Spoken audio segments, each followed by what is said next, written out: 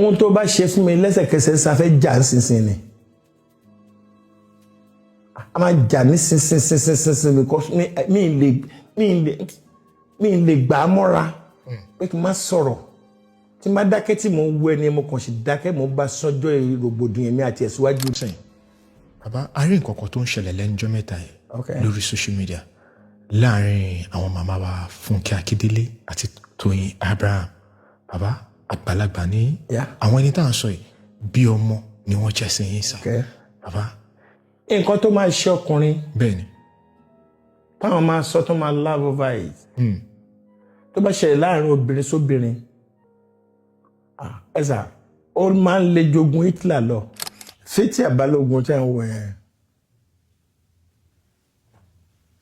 Kò níbò mi tó lè claim ilé ayé ẹ̀. Bimbo Thomas kò níbi tó máa claim ilé ayé ẹ̀. Wow. Lọ́lá ìdíje started from Odofa. Wow. Quote me. Lọ́lá ìdíje. Ẹgbẹ́ tí mo dárúkọ. Bẹ́ẹ̀ni. Yes. She has never practiced theater from anywhere.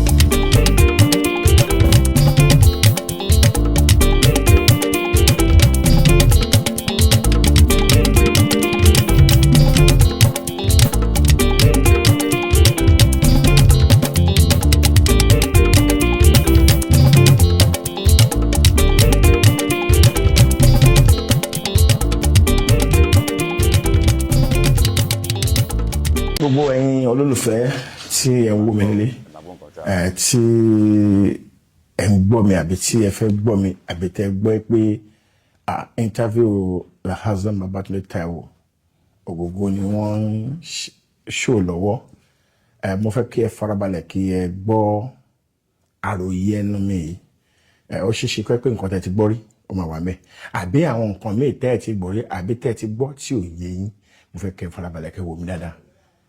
God bless you. Orúkọ tèmi ni Hassan Babatunde Taiwo tí gbogbo ayé mọ̀ sí Ogogo. Ogogo kúlódò tí ẹ máa ń gbọ́ kì í ṣe oríkìdílé àwọn tí wọ́n bí mi ni.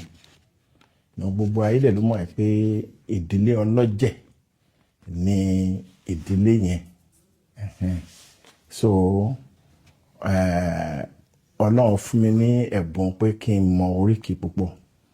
Tó dẹ̀ pé adúpẹ́ lọ́wọ́ Ọlọ́run pé gbogbo ohun ìmọ̀ tí wọ́n bá mọ̀ náà k'Ọlọ́run ṣàfi àlùbáríkà sí fún ẹ̀dá láyé tí ò bá sí àlùbáríkà nínú nǹkan tí wọ́n ṣe nígbà tí ẹni yẹn kàn yín gbàdọ̀ sí ẹ̀yìn ìgbà ni. Anyway, bàbá ẹ ṣeun gan-an mo kí yín káàbọ̀ sórí ètò torí ẹ ti rí bá a sọ ọ̀pọ̀lọpọ̀ ọ̀rọ̀ ṣùgbọ́n nínú àwọn nǹkan tí ẹ sọ àkọ́kọ́ ńbẹ̀ tí màá kọ́kọ́ béèrè lọ́wọ́ yín pé bàbá ǹjẹ́ ṣé ilé olórogún lẹ ti jáde ní sáà? Ilé olórogún ni ilé olórogún kọ́ because bí mi ṣe wà yìí ìyàwó méjì ni mo ní méjì dẹ̀ ni bàbá mi ní ṣùgbọ́n àmọ́ ìyàtọ̀ nínú àwọn méjì tí wọ́n bí wa nọ́tọ̀ tìgbà tá a bẹ̀ sí ní dàgbà tó yà ayé ń yé wa látọ̀ ìṣẹ̀mọ̀ pé ilé ni màmá ilé ni màmá ilé. She understand. So inú lè tèmi ń bí báyìí.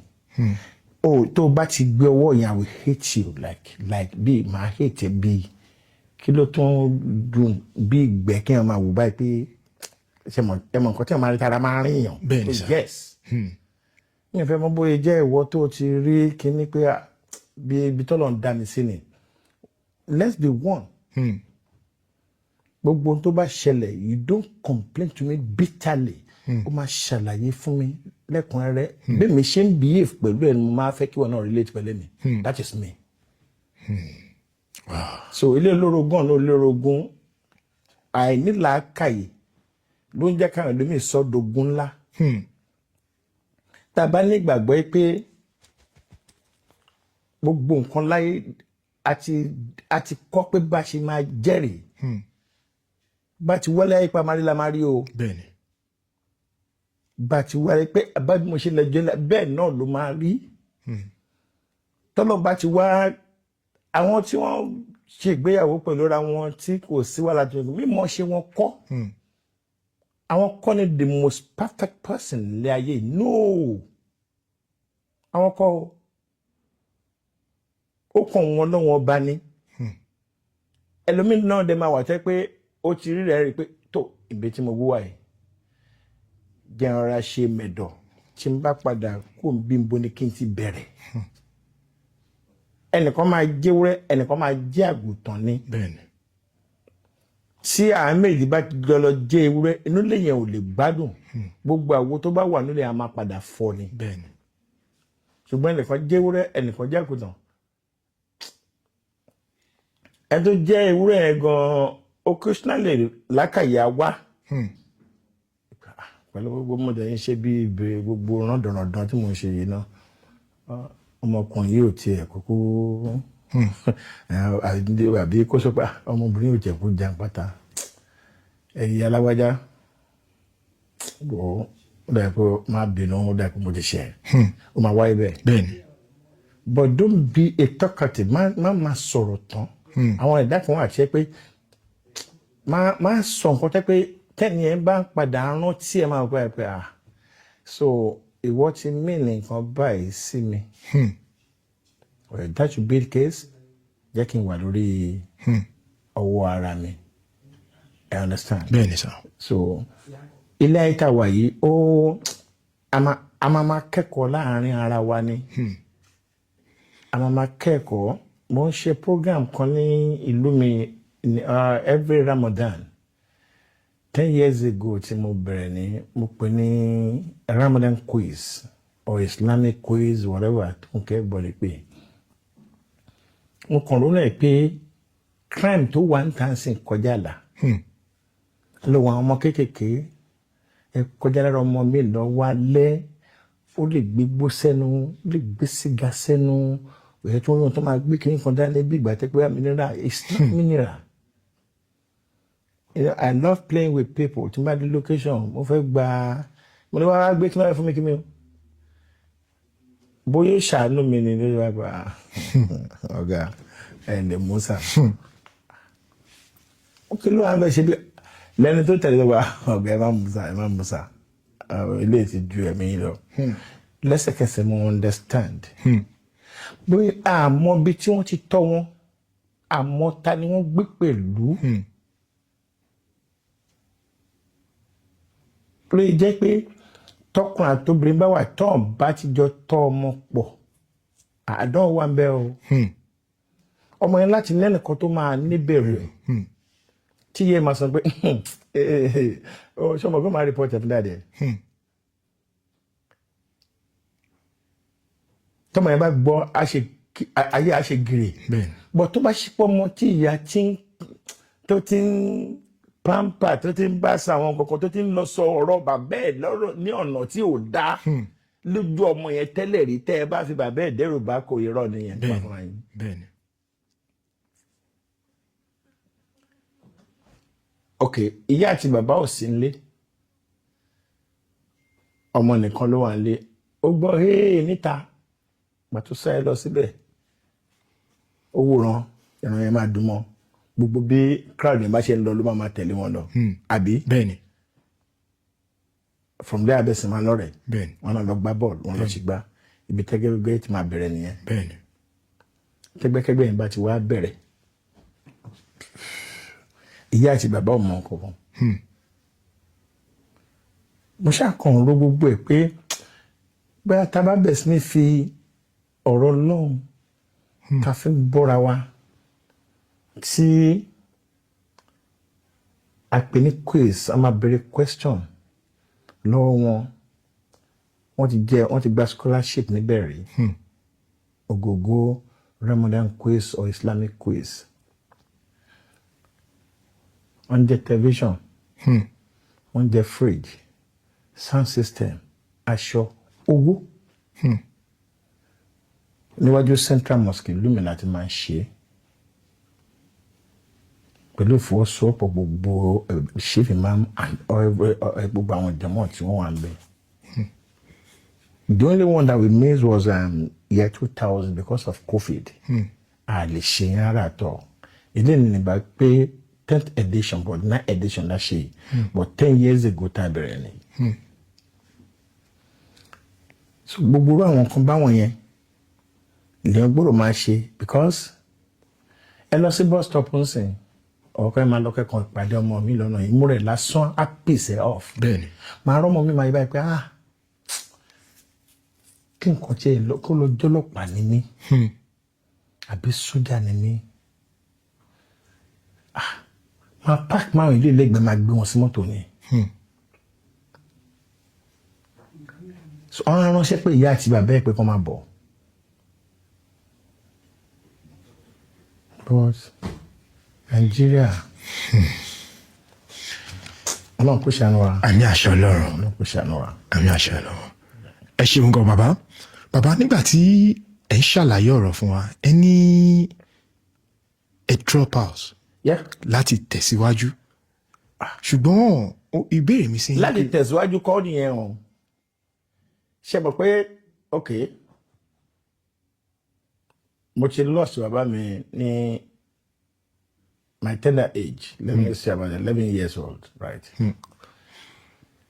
Mo gbé pẹ̀lú brother mi gbogbo ọ̀rọ̀ tí mo ń sọ láti ẹ̀kọ́ yìí mo ń fẹ́ra mi ṣe example ni ọ̀rọ̀ tí mo ń sọ yìí ara mi ni mo fẹ́ fi ṣe example ẹ̀.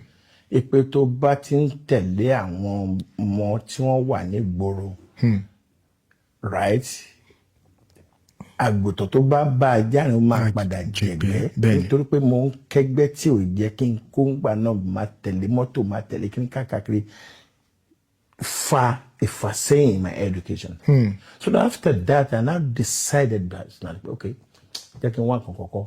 Kò ń ṣe pé bóyá kò sí agbára láti ọ̀dọ̀ àwọn èèyàn láti rán yín lọ léèwé ní gbogbo ìgbà yẹn. Ẹ̀gbọ́n tó lè ràn mí wà àmọ́ gbà tó bá gbìyànjú wo agbára ẹ̀ ti pé well sójà lẹ́ni tí mo sọ yìí o mo wo akọ́njọ́ kan wọ́n ti wá mi ṣẹlẹ̀ mọ̀ pé àwọn military intelligence wọ́n mọ̀ bí tó máa wá ọmọ aláìgbọràn sí. Bẹ́ẹ̀ni. Ibi tí mo ti ṣe wàhálà tí mo sùn tí mo ká ọ lẹ́kìn ní báyìí níbi tó jẹ́ pé máa mú owó iye tó bá wù mí ni máa mú láti fi jẹun kò ṣe pé bá wọn bèèrè pé iye báyìí ni owó oúnjẹ láàárọ̀ owó oúnjẹ lọ́sàn-án iye báyìí lówó oúnjẹ lálẹ́ no. Máa mú owó máa jẹ nǹkan tó bá wù mí máa ra nǹkan tó bá wù mí mo fi bẹ́ẹ̀ lẹ̀ mo lè wà lẹ́gbẹ̀ẹ́ títì sá mo wà lẹ́gbẹ̀ẹ́ títì mo kàn rí tí ẹni náà kàn lé mi lọ́wọ́ mú báyìí ó jẹ́ ọ̀rẹ́ búrọ́dà mi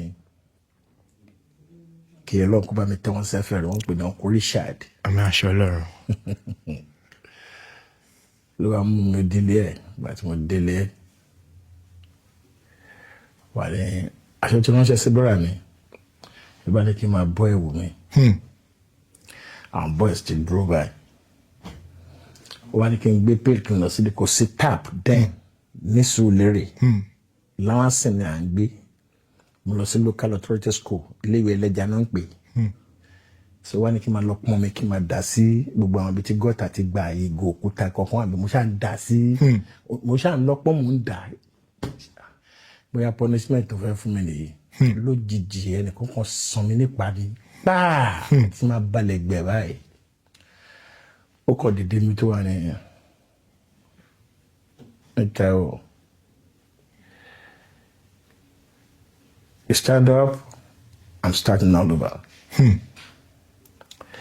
You roll from this end to that end. Màá máa yí lẹ́lẹ̀ lọ́bẹ̀ mo dé láti stretch ọwọ́ mi báyìí. Ọlọ́run jẹ́ kọ́ tí èèyàn bá rí sójà lọ́ọ̀kan tó ń bọ̀ tó o bá rí ẹkùn tó ń bọ̀ kọjú fèsì ibi tẹ́kùn wà nígbẹ́ ó ṣe ṣe kẹ́kùn yẹn kó pìtì kó wọn náà sá padà pé wèrè tó ń bọ̀ yìí báwo ti ẹ ṣe jẹ́ understand. bẹ́ẹ̀ni. torí pé wọ́n ní àkótágiri ní tẹ́ jòrò àní tẹ́ kọ́ àgbà ni mo iṣẹ́ mọ̀. tí sójà bá tó bá yẹ pé 30 years ló kù tó fẹ́ lò láì sí tí sójà bá máa ná 18 years kò náà ni. wọ́n nà mí orí pé mo wà lórí punishment yẹn ní bọ́dà mi dé èmi bá tún ń kọ ìgbé mo rò àṣé sójà ẹran bí ẹran kan náà jọ ní gbogbo wa láìtẹ̀láì ó kàn mọ́ mi lójú kọjá ni look at this man ṣé ẹ kó kálá mi báyìí ṣé mo rúkọ báyìí so wọ́n bá mi wí mo padà dúpẹ́ lọ́wọ́ wọn ó padà dúpẹ́ lọ́wọ́ wọn nítorí pé bóyá bíbá wí yẹn náà ó pẹ̀lú nǹkan tó wá mú ìbẹ̀rù dé pé òfìlẹ̀ tí wọ́n wá sílẹ̀ wọ́n ẹ̀ṣẹ̀ wá mú mi wọ́n á mú mi lọ sí ọ̀dọ̀ ọ̀rẹ́ dáàdì wa kan ní Ondo street tó mú mi dé Ondo street ní Elébùté Mẹ́ta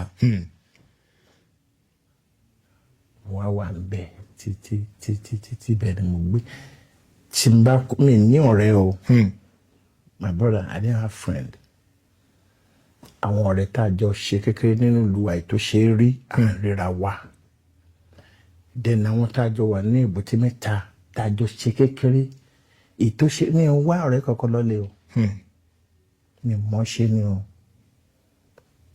torí pé bára mi ò tẹ ọ̀rẹ́ mi máa bí ẹni pé ilé tí yóò ṣe jókòó sí ẹni sáwọn tó wá ń bí ẹ mọ̀ pé tí sójà bá ń sọ̀rọ̀ òde tí wọ́n máa ń sọ̀rọ̀ pẹ̀lú authority ni. bẹ́ẹ̀ni. so kí ni ẹ ti wà nínú bọ́ọ̀lù mi I'm almost 30 years in this house tí n ti kó dénú lé yìí right mo ò nọ́ọ̀rẹ́ kọ̀ọ̀kan ládùúgbò yìí o ọ̀rẹ́ tẹ́ ẹ bá rí pẹ̀lú mi bóyá ẹni tó ń bá wa ṣe ná ẹ̀ńtà bá ń ṣe léyà gbogbo àwọn aládùúgbò bíi báyìí all those Malam even including Iyabo they come into my compound láti wá bá rejoice ọdún léyà wọ́n máa gbẹran tútù wọ́n máa ṣègbè kí pé wọ́n róúnjẹ ẹ jẹ bẹ́ẹ̀ mú ibà ní ìfẹ́.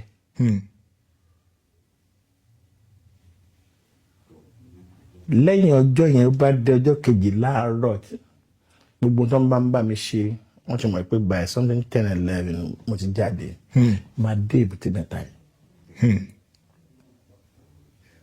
I told you yesterday pé tí n bá pé ẹ má pẹ́ o. bẹ́ẹ̀ni. pé mo ń lọ sí Làró léni. bẹ́ẹ̀ni. ká tó ṣọdún mo ti dé Làró. There's something important in the palace. So kábíyèsí ẹ̀ tó lè fẹ́ mi bí ojú ni. So tí ẹ̀ bá nífẹ̀ẹ́ gbìyànjú kó ṣe kí ni kó máa ṣe dáadáa. bẹ́ẹ̀ni. So mo ní láti lọ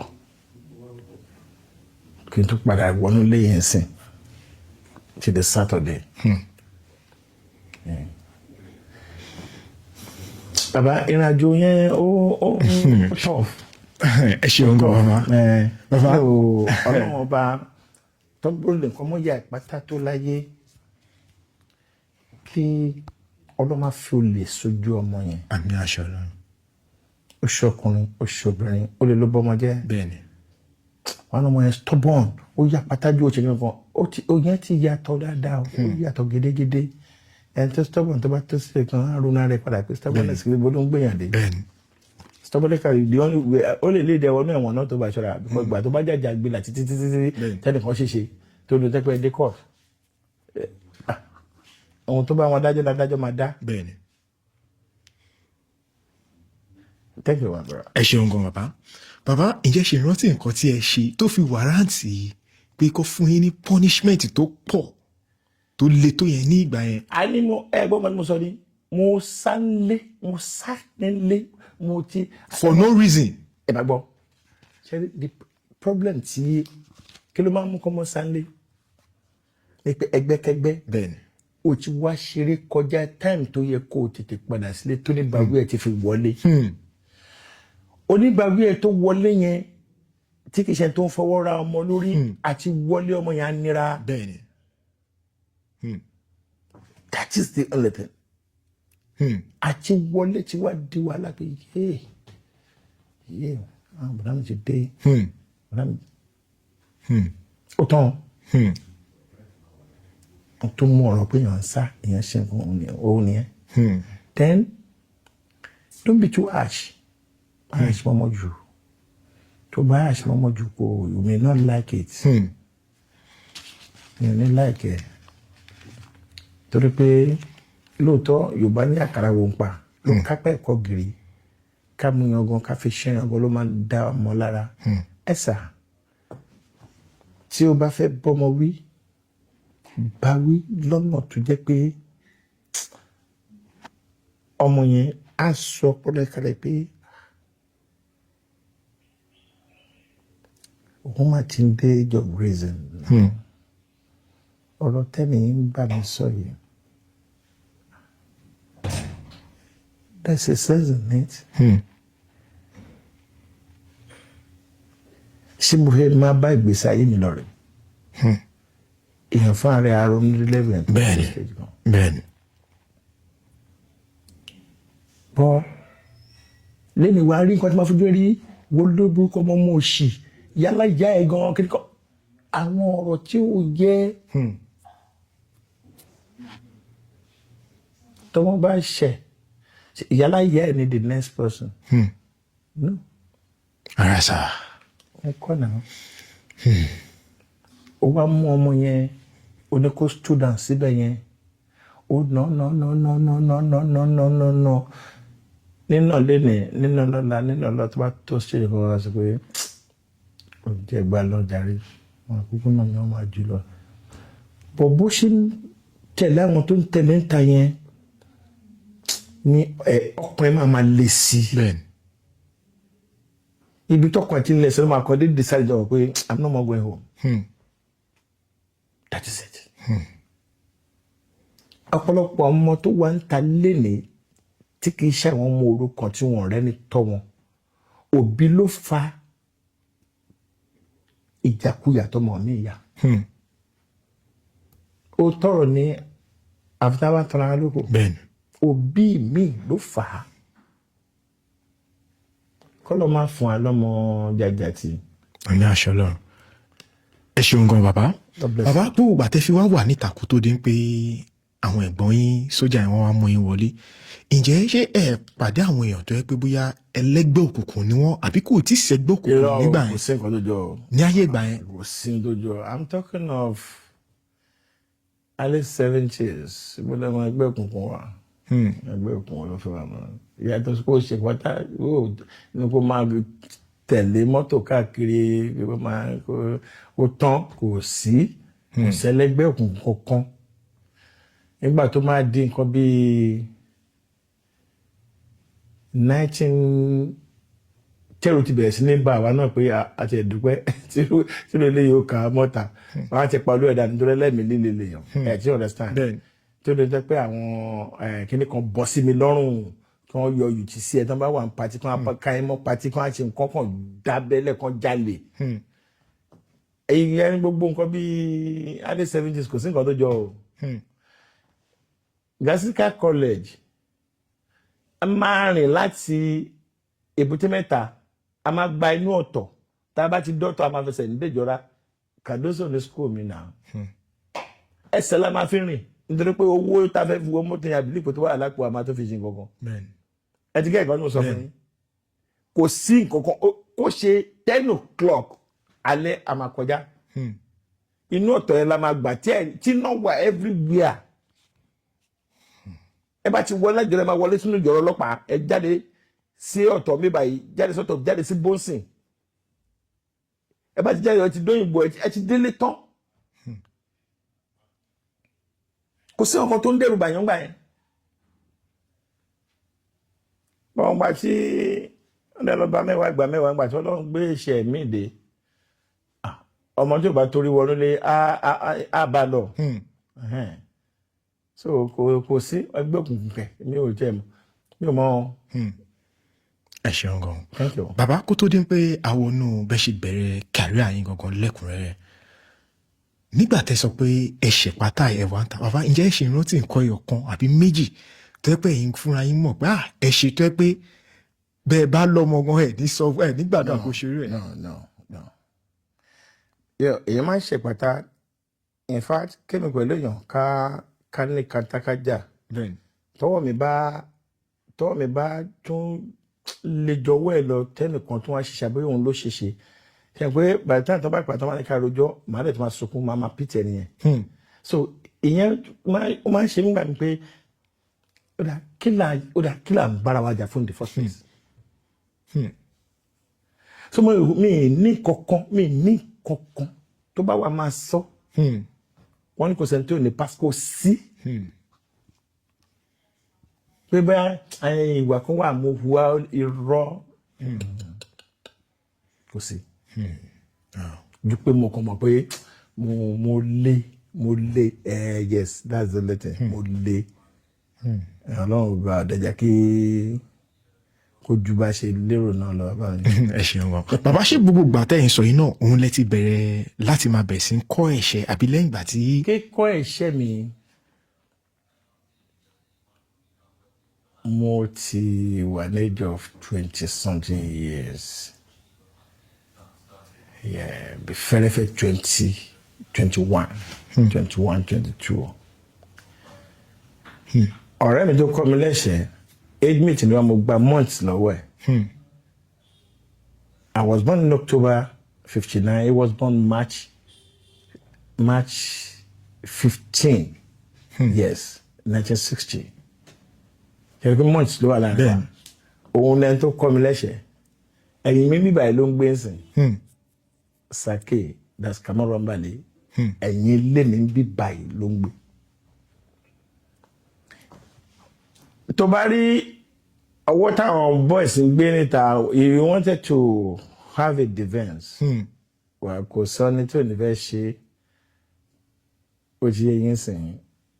Wà ọlọ́mọ àti ẹ̀jẹ̀ ká burúkú káwọn ọmọ olórúkú kankan lọ pàdé èèyàn lọ́nà. Jẹ́ kí mi náà lọ kọ́ 1 2 tí mo lè fi defend ara mi. Ìyẹn ni. But àwọn kan wà nígbà náà tá à ń ṣe gbogbo ohun tá à ń ṣe yẹn. Tẹ́ pé àwọn ti dàkúdà.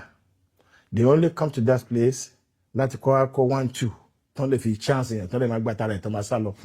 Tá a bá ti wá rí wọn nínú gym kíni wà ń bẹ̀ a máa yẹn tó burú sí wọn. Tó yá lọ́ba ṣe sparring. Wà á yẹ bá ṣe ń ná bí ẹni máa pa ẹ̀ ó bá gbórí balẹ̀ bẹ́ẹ̀ gbogbo sókè gbò wọ́n ṣá máa ẹja náà sá. So àwọn náà máa sá kó níbi tí yà á gbá ẹnì kankan tó jẹ́ Rovians láyé ní bìtẹ̀tì ń kọ́ iṣẹ́ kò sí. Gbogbo gbèsè ibi tó ń ta ìmú ti lò. Ẹ ṣeun gan bàbá báwo ni ẹ ṣe wá fọ́ọ̀mù ọdún Ifá ìkọ̀kọ̀kọ̀kọ̀. ọdún Ifá caucus ẹ̀rọ mo sọ̀rọ̀ kan lẹ́ẹ̀kan pé Muyideen Aládé Arómiré. bẹ́ẹ̀ ni sà. òun ni ẹni tí ó kọ́kọ́ ṣe fídíò yes àwọn ẹlòmíín lè wà níbi kankan máa parọ́ you understand. bẹ́ẹ̀ ni sà. wọ́n lè máa parọ́ gbúrọ́ níyì ẹ̀tẹ̀ ló ń dà. bẹ́ẹ̀ ni. you understand. bí ọ̀rọ̀ ẹ ṣe rí àní mo yẹ sọ yìí ọ̀pọ̀lọpọ̀ àwọn èèyàn tí wọ́n jẹ́ theatre professional tán wà bẹ́ẹ̀ tí they will tell you pé fact ni Taiwo sọ.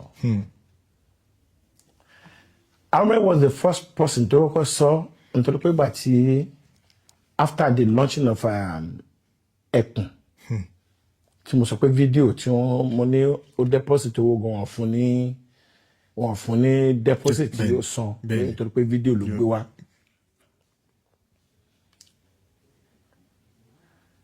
Òun àti wá close dáadáa so kò lè má dé base wa wíṣọ ọdún wa base yẹn ilé Razak Ajao èmi gbé ní Ondo street Razak gbé ní Ọdúnfà a máa ń péjọ síbẹ̀ sídà kan wá sí Ondo street lẹ́nu including Larry Abe she understand so ó kàn sí báyìí ní olóhùn yọ̀nà máa ń pè mí gbà yẹn because of pé mo mọ̀ nípa chanting gan ó ní ẹni tó bá pè mí lọ́wọ́ máa sọ pé sati you understand. bẹ́ẹ̀ni. ó ní iṣẹ́ mọ́pá lè form kakọ́ ṣá ká dẹ̀ máa wá bí ká máa ṣiṣẹ́ ká máa ṣe gbogbo ẹ̀jẹ̀ pé tẹ́lẹ̀ bá fẹ́ ṣe àbáṣe títàn bá fẹ́ ṣe àbáṣe mo dẹ̀rẹ̀ ní brilliant idea and I said it's okay that particular day tí mo sọ yìí èmi Aládé Arómiré Razak Ajao then Larry Abbey we are just 4 in number lọ́jọ́ yẹn. Àtúnrí address ẹ̀ bí ẹ̀mejì sẹ́mẹ́ta yíká òun fi bẹ́ẹ̀ sí around máa ń wà ní shop dáadé lẹ́kọ̀ọ́. Eventually wọ́n padà breathe ẹ̀ which do not support right. Ìgbà tí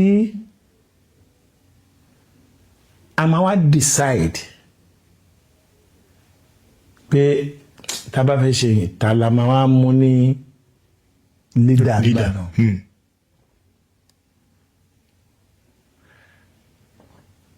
I may be wrong that time but me rò pé mo wrong mo rò and I think wisely. Mo kàn wò pé mi ò gbẹ́ pé kí n máa sọ pé Aládé Arómiré àmì ṣé torí pé òun ló mú idea wá bí mi ṣe ronú nìyẹn. I don't want to pick arousal pé àbí torí ilé ẹ̀ là ń dé sí and I don't shit myself. Mo ní ẹ jẹ́ kí Yínká jẹ́ leader wa now. He has quality of leadership. Ṣé o pé ọ̀tọ̀ ní kọ́rọ̀ ṣẹlẹ̀ bẹ́ẹ̀ ọ̀tọ̀ ní ká dá pẹ̀lú sùúrù ẹlòmíì wà ó lè dá ẹjọ́ but kó má jẹ́ onísùúrù ẹ̀dá. Bẹ́ẹ̀ni. Ó ti yẹ yín. Ẹ jẹ́ kí Yínká jẹ́ leader wa. Iná àwọn kan dò sí, iná àwọn kan dò sí. Àwọn tájọ wà ń gbà yẹn lẹ́yìn àwọn mẹ́rin tí mo dárúkọ yẹn we have Fatai Láròdé, that's Fatai Adétayọ̀, we have Surajudeen Ọláògùn, we have Surajudeen Ọlájúwọ̀n, and what else again? Àwọn kan náà tún wà. Ṣá ìgbà tẹ́mi wá sọ̀rọ̀ tí mo sọ yẹn iná àwọn tí wọ́n dùn sí yẹn some of them just walk away. You understand? They just walk away. And so àwọn tí inú wọn dùn sí wọ́n agree pẹ̀lú mi. Ẹlòmíì wà inú ò dùn sí bọ̀ kò fẹ́ show ẹ̀ nítorí pé èmi ni mo nominate Yínká because of love. Ìkan sọ lẹ́sẹ̀kẹsẹ̀ pé why tuntun máa ń pé Yínká ni lẹ́mú. Mo ní well mo rírí pé ó ní quality leadership ni. Ẹni ẹ̀ dẹ̀ sọ náà lọ́jọ́ yẹn lọ́wọ́ pé ẹni tí ò bá mọ nǹkan ṣe tóun òun ò lè gbà kí ó lead òun. I was flabbergasted. Ta ló sọ yẹn bẹ́ẹ̀? I don't want to mention it and I will not. But mo gbọ́ kí ni ẹ mọ̀ sùúrù sí fún ọmọ náà wà yẹn wọ́n ní you must be mad ó dà pé ẹ̀ sì yí ẹni tí mo sọ ẹ̀ kéré sí mi òun pẹ̀lú àwọn abẹ́ Johnny set pẹ̀lú àwọn Suraju Ọláògùn but bóyá sọ̀rọ̀ ó jẹ́ kí mo bínú ìyá mo bínú. Àwọn náà dẹ̀ fi bẹ́ẹ̀lẹ̀ fún wa then we started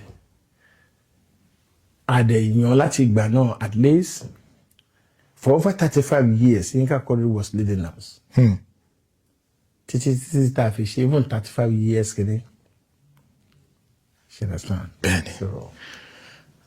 Bí ọ̀rọ̀ Dọ́fà Kakos bó ṣe wáyé nìyẹn. Wow. Bàbá Aládé Arómiré kò sọ pé òun ṣe but I don't roll together. Kọ́nà kó bá mi délẹ̀ fún. Àmì àṣẹ Ọlọ́run. Ibikíbi tí gbé sọ bá wà. Àmì àṣẹ Kọ́nà Ọlọ́run. bá mi ṣètọ́jú wọn. Àmì àṣẹ Ọlọ́run. ẹ ṣeun gan bàbá. Bàbá ẹni tó lìdí yìí tó yẹ pé gẹ́gẹ́ bí gbogbo ènìyàn ṣe mọ̀ Alhaji Yinka Quadri oníkà wọ́n mọ̀ pé ẹ súnmọ́ra dáadáa. Bàbá báwo lẹ ṣe pàdé wọn gangan, báwo lẹ ṣe mọ̀ wọn? Ẹni ló mú ni mọ̀ ni, èèyàn ló mú ni mọ̀yàn. Wọ́n fẹ́ ṣe stage play. No, before that, yeah, I think, yes, 1985. Bẹ́ẹ̀ni. Ọ̀gá wa ṣe play kan tá pé title ẹ̀ ní nǹkan lọ́lá nǹkan mọ́lúbàdàn. Gbogbo àwọn tí wọ́n ń wo àwọn tí wọ́n ṣe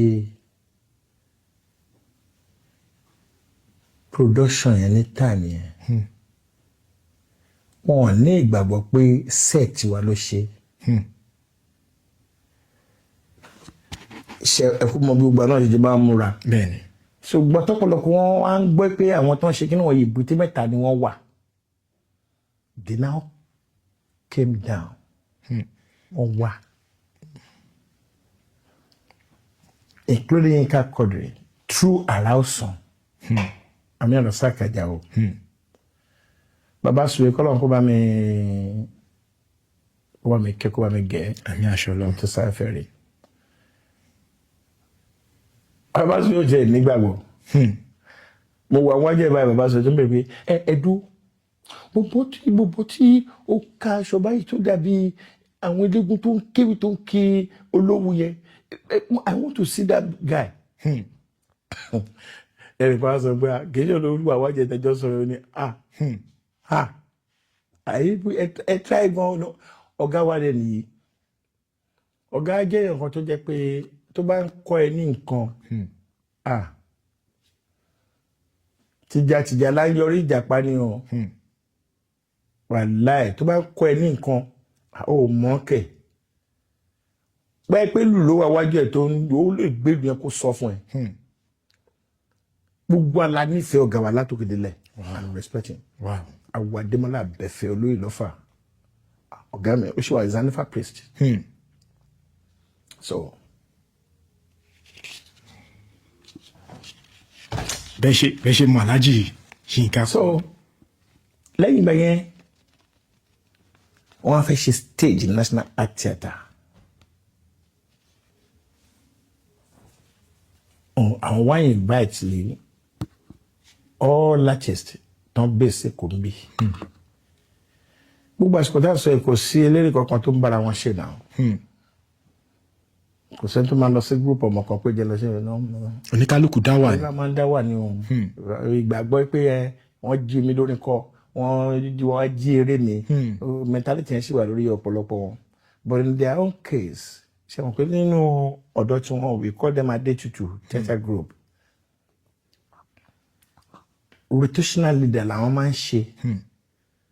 Tẹ́nìkan bá lead for 2 years or 3 years, wọ́n á ṣe sẹ̀lómi. Tẹ́nìkan bá wọ́n á tún ṣe sẹ̀lómi. So unfortunately pé time gbà tí òun jẹ́ leader wọn nígbà yẹn là ń mí tara wa. Wow. So Ọlọ́run lè ní kájọ máa bá bọ̀ bẹ́ẹ̀. Láti gbà yẹn títí di wákàtí ọ̀rọ̀ ẹ̀. Pẹ̀lú àṣẹ tó lọ. Ahọ́n àtẹnu máa ń jà. Bẹ́ẹ̀ni. Àmín ahọ́n àti yín. Bẹ́ẹ̀ni. Máa jà. Bẹ́ẹ̀ni. Ọlọ́run ló ní parí ẹ̀ lọ́wọ́. Bẹ́ẹ̀ni. So tó bá wáyé ó ṣe ṣe pé misunderstanding or devil at times. Bẹ́ẹ̀ni. Or àwọn ìtumọ̀ ti sọ pé devil náà ti mọ̀ pé àwọn gbọ́ yìí sọ yìí àbí kankan. Bẹ́ẹ̀ni. Or bóyá ká sọ pé ìlara àbí àdúrà mi nǹkan kan ló máa mú nǹkan kan wáyé. Bẹ́ẹ̀ni. But we give thanks to Almighty Allah. Ọpẹ́ ni fọ́lọ́run. Pé èdè àìyedè wá and that was it has passed. Yes, it has come to pass. Wow. Ọpẹ́ ni fọ́lọ́run. Bàbá ọdún fata wa ń sọ yìí kí ló wá ṣẹlẹ̀ tó fi dàrú? Ìgbàgbọ́ àwọn èèyàn ni pé ọdún fata dàrú When gbogbo àwọn ọmọ tí wọ́n wà ní abẹ́ wa ọ̀pọ̀lọpọ̀ wà tó yẹ pé nearly every day lè ṣe ká máa ṣe kí ni ká máa meet but when you are used some place then lo bìkan inú school là ń lò then wọ́n ṣe construction ní gbogbo ọ̀nà lébùté mẹ́ta for now all roads ni mò ń sọ school tí mò ń sọ yìí ó ní iye tá à ń fún àwọn ọmọ tán wà ní cd wọn bẹ̀ náà so ti yẹn sìn so àwọn èèyàn lè máa rí pé wọn ò bára wọn ṣe pọ̀ mọ́ the only person bóyá kí n sọ pé bẹ́ẹ̀ ni beginning of wàhálà it's only Yinka that said mo ti dá school tèmi sílẹ̀ I don't want to be part of Odufa again. Kò dẹ̀wọ̀n mi ò lẹ́lẹ́bẹ̀ abẹ́mọ̀ bẹ́ẹ̀ni so tí lóko báyìí bá ti wáyé ẹ máa gbà fọlọ́hún náà ni wish oníkàkú wà ní orí ọwọ́ ẹ̀ so béèrè àìṣeré ni pé bẹ́ẹ̀ àbẹ̀ Odufa dàrú èmi tẹ́ pé wọ́n fa mo extend Odufa kakos mo extend ẹ̀dínlàrò mo dá tíátá kìíní sílẹ̀ ń bẹ̀ mo ra lò everything síbẹ̀ Odufa ni wọ́n ń jẹ́ nínú ìlú mi. Wow. Oh yes. Kò síbi tẹ́ máa dé tí mọ̀ pé bí kwan tó ń jẹ́ Odufa kakos now even tí irú nǹkan báyìí bá tiẹ̀ wáyé ọ̀dọ̀ tí wàá kọ́ ni first but ẹnu tí wáyé kò di ọ̀la kò sí nǹkan tá a fẹ́ ṣe tá a ṣe. Wow. Àwọn Taiwo táwọn ta ẹ̀ they are part of Odufa. Wow. Tó bá dàrú ṣé wọ́n ṣì wà pẹ̀lú mi. Ara sà. Bàbá nínú àwọn ọmọ tó yẹ pé wọ́n ti gba ọdún Ifá kọjá tó yẹ pé a lè sọ pé tí gbogbo ènìyàn mọ̀ àwọn mélòó gan lè dárúkọ. Igbó dídí ló fẹ́ fún mi jọ wọ́n pọ̀ jù. Tí gbogbo àgbáyé mọ̀ pé onítíátà ni wọ́n. Subhanallah azim. Màá kọ́ bẹ̀rẹ̀ kó dà kó burú. Fétí Àbálógun tẹ́ ń wọ̀ yẹn. Kò níbo mi tó lè claim ilé ayé ẹ̀. Bimbo Thomas kò níbi tó máa claim ilé ayé ẹ̀. Wow. Lọ́lá Ìdíjẹ́ started from Odufa. Wow. Quote me. Lọ́lá Ìdíjẹ́. Ẹgbẹ́ tí mo dárúkọ. Bẹ́ẹ̀ni. Yes.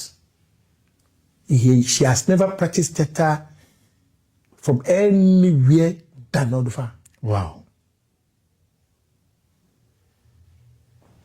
Umitorela Soni Ali Muhammad. Wow. Alẹ́ Sonilẹ̀gbalẹ̀. Wow. Èrò pọ̀. Bàbá. Saheed Balogun ọmọ Odufa ni. Odufa náà ni wọ́n. Ẹni kó jáde kó sọ pé òun kì í ṣe ọmọ Odufa. Wow. Ó ṣe Ọlọ́run. Wow. Wow. Ọlọ́run ló dá Odufa lẹ̀ kì í ṣe anybody. Ọlọ́run ni òun. Wow. Ọlọ́run ló ṣe Odufa. Wow. Ẹ ṣeun gan. Bàbá gẹ́gẹ́ bí àwọn nǹkan tí ẹ ṣàlàyé fún wa ṣùgbọ́n nínú àwọn ìwádìí kan tí a ṣe ẹ fi yé wa ń pé nínú ẹbí bàbá àti ìyá yín ọmọ 13 ni wọ́n bí. Mẹ́tàlá. Yes. Bẹ́ẹ̀ni nínú àwọn mẹ́tàlá ẹ̀ ẹni ẹ̀yin lẹ́kùn nínú ìbejì mẹ́rin tí wọ́n bí. Out of 4 set of twins. Bàbá kí ni nǹkan tó ṣẹlẹ̀ kankan. Why will I know? Àwọn tó ti kú kó tó pé mi dáyé èmi ò lè sọ yìí. Ẹ bá wọn pàdé. But I'm the last set of twins. Gbọ́ Yorùbá tí mo sọ ni. Àgbọ́yé bàbá. Èmi ní ìbejì tán bí last. Wow. So bá mo fẹ́ mọ. Ẹ má bẹ̀rù sá. Ṣé mọ̀ pé nígbà míì tí àwa Yorùbá tí àwọn nǹkan míì bá ṣẹlẹ̀ tí ìyá àti bàbá bá bímọ tó dé orí 13 tó wá kún pé ìkọyọ̀ kan ṣé mọ̀ pé nígbà míì oníkálùkù máa rò sọ́tún sósì kí ni. Ṣé rí Ọlọ́run máa fi àbíkú kó má fi jẹ èèyàn níyà. Bẹ́ẹ̀ni àmì àṣẹ. Ibi tí agboolé ibi tí mo ti wà anytime you land in Ilaro today. Bẹ́ẹ̀ni. Ẹ sọ pé ẹjọ́ ilé Taiwo family ni mo ń lọ. Anybody ni mo jọ sọ. á bèrè ẹni ṣé Takinikú ni ẹ ń lọ ni àbí Mọdélú ní Sàìdéròkò àbí Leslie àbọ̀nàtún àbí Òkè Ẹ̀là bọ́n ṣe máa sọ fún ènìyàn ẹnìkan ṣo bí ìdajì ìlú náà máa ń kí wa. Wow. So látòrí forefather mi ni ìbejì tí ń jà ràn lórí wọn èmi nìkan ni mo fà akẹ́kọ̀ọ́ tí mi ti bí àwọn ọmọ mi lókù tán máa bí yẹn. Pé ẹ̀yin ò ní bí ìbejì mọ́. Kí ni ṣé mo fẹ́ bí walking stick ni. Wow. Mo fẹ́ bí walking stick ni àwọn ọmọ mi lókù tán máa ṣe ẹ̀ tọ́lọ̀ kó gbàdúrà. Àmì àṣẹ Ọlọ́run. Bàbá ìkejì yín gangan fúnra yín gẹ́gẹ́ bí ìbejì. mi tiẹ̀ bá. Ẹ bá wọn náà. Mi ò bá ara. I'm the only surviving twins. I'm the only person. Wow. Mi nìkan ni mo survive. Bàbá ṣé nǹkan yẹn pé torí pé ẹ bá kejì yẹn ṣé ẹ kì í fìyẹ nígbà náà. My mother uttered a statement and said, mo dúpẹ́ lọ́lọ́run pé ìyẹn lóyún màmá mi ṣe sọ mí ní ọ̀tá ìbáyọ̀ mi Ọlọ́run ò jẹ́ pé wọ́n ti tún rò pé eléyìí náà ní iye gbogbo eléyìí náà mà tún pé mọ́ kí wọ́n bí ìbejì kí wọ́n má sí kó ìbejì kan ti máa dàgbà lọ kan tó kú kan bí ìbejì kan má sí kó tún wá padà ṣé you understand so ọjọ́ màmá mi náà rí dẹ̀. Bàbá ẹ má bínú sá ṣé màmá ò fìgbà kan ṣàlàyé fún yín ní pé gbogbo àwọn nǹkan tó ń ṣẹlẹ̀ ṣé nǹkan ṣe bíi pé bíi spiritual attack láti lé àbí. I cannot say anything about this. I cannot. Ìgbàlẹ̀ owó àti mo lè sọ nǹkan purọ́ ni. Wow. Àbí ìtàn tí ò bá ṣẹlẹ̀ tí n bá ń sọ wọ́n ní ṣé o ti dá èyí ni ṣé o ṣojú ẹ̀ ní bí wọ́n ní wọ́n pé náà ni ẹ̀ tí understand. So that's what people will tell you. Wow. Ẹ ṣeun gan bàbá. God bless. Ẹ ti fìgbà kan ṣàárẹ̀ rí gẹ́gẹ́ bí nǹkan tí ẹ sọ. Oh yes. Bàbá kí ni nǹkan tó ṣẹlẹ̀ ní gbogbo ìgbà yẹn. Ẹ mọ̀ pé o lè ní àrùn kan lára kó má mọ̀ pé àrùn yẹn wà lára ẹ̀.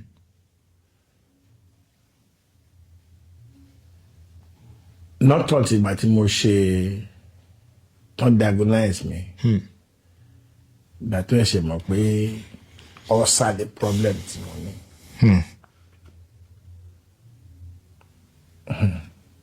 Àrírí lábúrò àní tí ó sábà dà láàmú àdánwò ńlá ni àdánwò ńlá gidi. Ó bá ní ọ̀tá tó sábà ti ná ọgàn gbígbà tí kò ṣàtìwò pé ó dàbí mo ti ṣẹ́gun báyìí. Ẹgbẹ́ mi ẹgbẹ́ dàbí mo ti ṣẹ́gun báyìí. Ọ̀sà ni problem tí mo ní kò sí nǹkan mi rárá. Ọ̀sà. Bí ọdún mélòó lẹ fi wá bátù nǹkan wọ̀nyí. Ó bẹ̀rẹ̀ ní 2005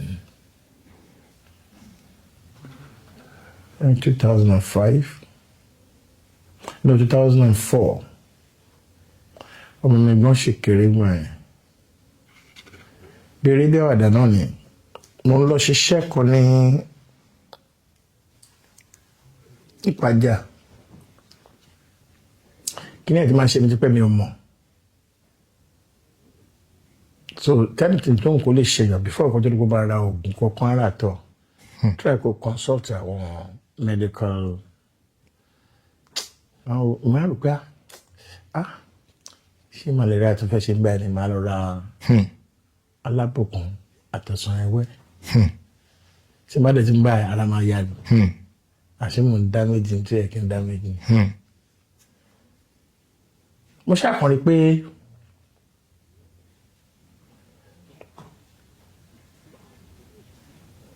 kí ni ẹ̀ tún mú mi inú àwẹ̀ ni.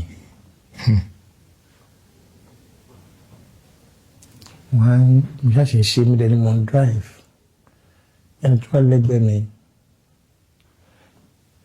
ọmọọṣẹ́ mi ni bọ̀ bí ọ̀rẹ́ lájọ jẹ́ ọ̀rẹ́ ni wá Ṣínà Bánkọ́lé ṣáwọn ẹlẹ́pẹ́ ṣe ní nǹkan tí ẹ gẹ́ẹ̀tì ara ní ṣá